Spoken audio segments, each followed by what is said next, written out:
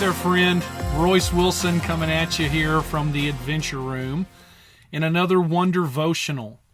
I hope to inspire you today. I want you to consider with me the idea today: be great in the little things. Be great in the little things. Now, you may have things this week that are really big, really important. You may have been building up to them for a long time, and so I definitely congratulate you and celebrate you on that. But even if you've got a big opportunity this week, there's still going to be little things that lead up to it. And maybe you're out there and you don't necessarily have that big thing happening or landing this week. We all have little things that are going to require our attention this week.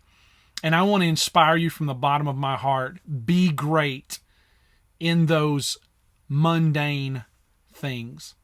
Be great in the things right now that seem so little and tedious, and maybe you're not getting your value reflected in an area that's calling your effort, requiring your effort. Maybe you committed to something, and that's a good thing, but maybe you committed to something that you're not being compensated for, you're not being recognized yet in your value.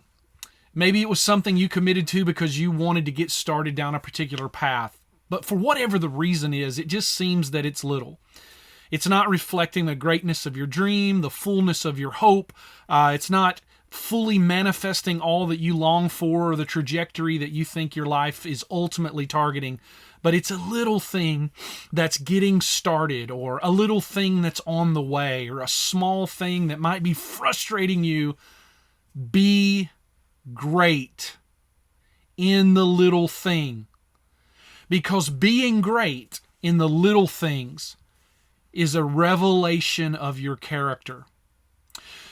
You want the non-physical part of who you are, the spirit, the soul. You want that saturated in everything you put your hand to, every word, every look, every gesture, everything that manifests who you are. You want it to be saturated with that timeless, non-material spirit, soul, character.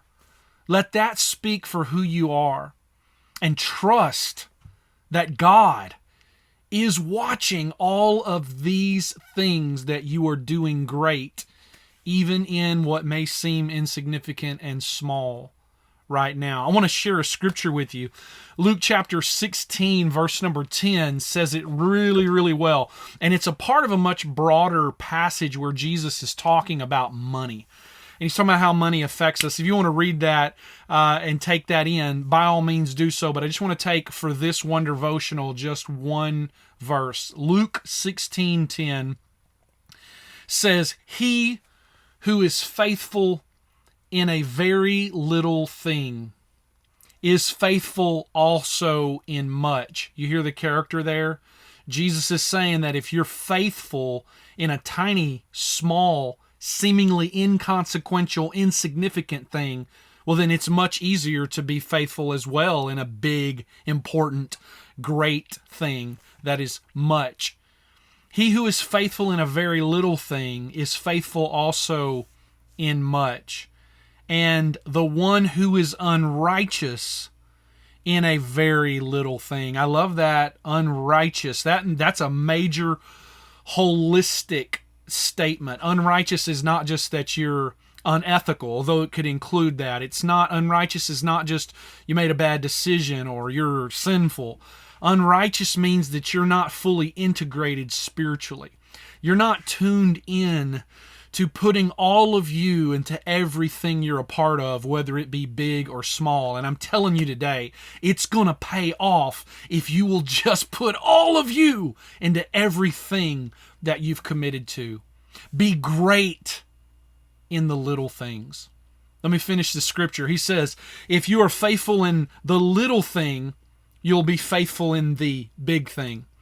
He who is unrighteous in a very little thing is also unrighteous in much. I don't know about you, but most of us don't start with great big. We build up. And Jesus is coaching us that do great in the things that seem small and even maybe inconsequential right now. And you will build a manifestation of character. and you will build a foundation for behavior and choices. You will build a reputation. You will build a spiritual marketing that your spirit is advertising with the presence that you bring to everything that you do, and it's going to make a difference. I want you to know these things really matter. Nothing is lost in God's economy. Hear it again. Nothing is lost in God's economy. You are what matter to God, not what you're trying to do and what you're trying to accomplish. God calls you, not the thing He hopes you would do. God is committed to you, not just your behavior or your accomplishments. God is invested in you. And so when you invest yourself in everything that you do, you are reflecting that value and that worth at a very tremendous level. And in God's economy, nothing is lost. All your efforts, all your energy, all your hope, all your sacrifice, the good and the bad, even the mistakes are redeemed as education and wisdom. All of it's used to make something amazing in God's economy. Fear not. I want to share a story with you about the great statesman Daniel Webster. He had an opportunity when he was young. He was a young lawyer. He ended up trying, I think 200 cases before the Supreme Court. A very famous statesman and legislator. He was asked to do a case that for the time it was $20. He took on a case as a young lawyer. And he was underpaid for the time. $20 took on a case. But he committed that he was going to do his very best. The case ended up being incredibly difficult, incredibly complex, but he made a commitment, even though he was not being compensated what his efforts required. He was going to, by character, wink, wink, character was going to give his very best. And so he made a trip to Boston to have to do research. That trip to Boston alone, not including all the other effort that he put into it, all the other things he did to win this case for his client, that trip to Boston alone cost more than he was being compensated. But he gave it his best. He was great in the little things. And you know what? He won that case for his client. Isn't it ironic that nearly 20 years later, a large corporation asked him to represent them in another case? And at the time, it was a staggering sum of money that they offered him. And Daniel Webster accepted. He looked at the case, and ironically, it was almost word for word the same type of case that he had won nearly 20 years earlier for $20. That didn't even cover his expenses. He took that case, had already done the work. He won that case for his client and was compensated handsomely. What's the moral of the story? It's that in God's economy, nothing is lost. Nothing is wasted. You, my friend, are going to do great in the little things this week. Why? Because it's all a part of the story that's being told through you.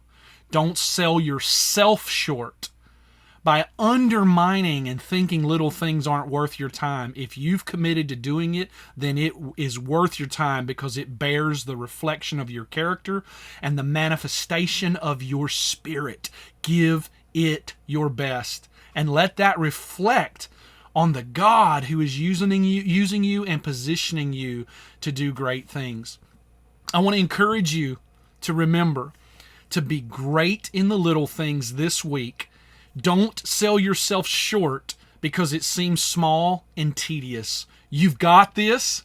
Let's return to wonder together. I can't wait to hear your testimonies, your feedback. Let's do this week. We'll talk real soon, and know this: God is with you, and little is much if God is in it. And if you've committed to it, God is with you, and you're not going to fail.